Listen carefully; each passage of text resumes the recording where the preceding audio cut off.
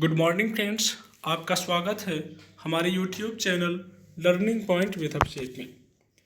Friends, आप लोगों ने आत्मनिर्भर भारत पर डिक्टेशन की डिमांड की थी, तो ये डिक्टेशन आत्मनिर्भर भारत पर ही है और इसमें कुछ अच्छे शब्द भी हैं। फ्रेंड्स, आप लोगों ने कुछ और भी टॉपिक सुझाए हैं, तो हम उन पर भी डिक्टेशन लाने का हर संभव प्रयास करेंगे। तो फ्रेंड्स, अगर आप और भी किसी टॉपिक पर डिक्टेशन लिखना चाहते हैं तो हमें कमेंट में बता सकते हैं। और अगर आपको ये डिक्टेशन अच्छा लगे तो आप वीडियो को लाइक ज़रूर कीजिएगा, अपने दोस्तों को भी शेयर कर दीजिएगा। और अगर आप चैनल पर पहली बार विजिट कर रहे हैं तो आप चैनल को सब्सक्राइब कर लीजिएगा ताकि आपको डेली डिक्टेशन मिल सके। 80 शब्द प्रति मिनट डिक्टेशन स्टार्ट। बजट 2021-22 कोविड-19 महामारी के कठिन दिनों में भविष्य की दिशा में लंबी छलांग लगाने के उद्देश्य से तैयार किया गया सुधारात्मक बजट है। सदियों में कभी कभार फैलने वाले महामारी के इस तरह के प्रकोप से निपटने के लिए सरकार कई आर्थिक पैकेज लाई जो किसी छोटे मोटे बजट से कम नहीं थे।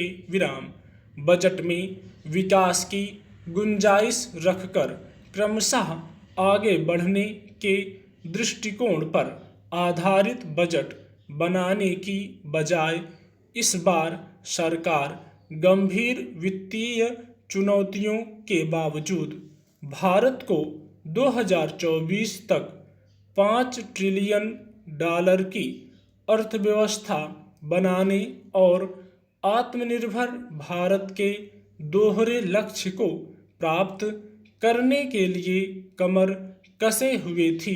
पैरा पिछले साल मार्च से जब कोविड-19 महामारी ने भारत में सिर उठाया तो देश भर में 100 से अधिक दिनों के लिए राष्ट्रव्यापी लॉकडाउन लागू कर दिया गया, जिससे मानवीय पूंजी और अर्थव्यवस्था पर बहुत बुरा असर पड़ा। भारत के लोगों को अभूतपूर्व विपदाओं का सामना करना पड़ा।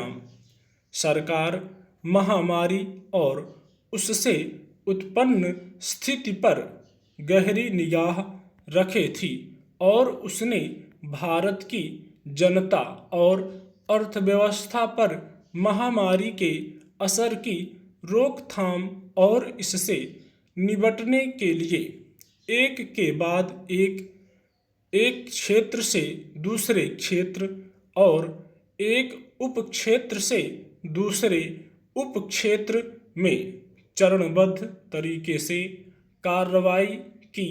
पैरा आत्मनिर्भर भारत और प्रधानमंत्री गरीब कल्याण योजना के तहत सरकार कई पैकेज लेकर आई, जिनमें परिवारों के लिए खाद्य पदार्थों और रसोई गैस जैसी वस्तुओं की आपूर्ति और वरिष्ठ नागरिकों, विधवाओं, दिव्यांगों, महिला जन धन खाता धारकों और किसानों के खातों में नकद राशि के अंतरण, स्वास्थ्य कार्यकर्ताओं के लिए बीमा, मनरेगा मजदूरों की मजदूरी में बढ़ोतरी तथा भवन और अन्य निर्माण कर्मियों के लिए सहायता, स्वयं सहायता समूहों को बगैर जमानती के कर्ज देने, कर्मचारी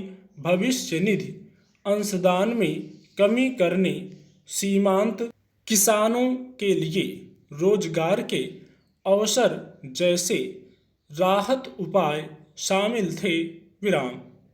इसलिए इस बजट को पिछले मिनी बजटों से जुड़ा निरंतरता का बजट कहा जाना चाहिए, जिनसे कोविड-19 महामारी के असर को कम करने में निश्चित रूप से सहायता मिली। पैरा सरकार ने 2021-22 के अपने बजट के जरिए वित्तीय पारदर्शिता और दिशात्मक बदलाव से तेज आर्थिक विकास को बढ़ावा देने का अपना संकल्प बरकरार रखा है। विराम। इसमें एक तरफ स्वास्थ्य और खुशहाली जैसे मूल कल्याणकारी मुद्दों पर ध्यान दिया गया है, तो दूसरी ओर इसमें अर्थव्यवस्था को आगे बढ़ाने के लिए संभावित कार्रवाई की गतिशील रूपरेखा भी परिभाषित कर दी गई है। विराम।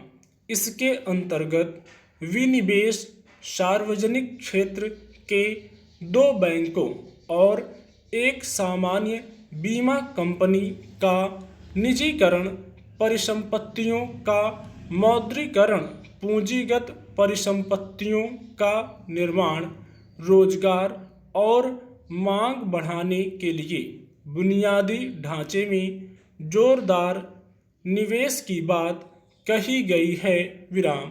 यह कार्य इतने बड़े पैमाने पर करने का प्रस्ताव है कि कोरोना महामारी के परवर्ती दौर में विकास की यात्रा में कोई पीछे नहीं छूटने पाएगा।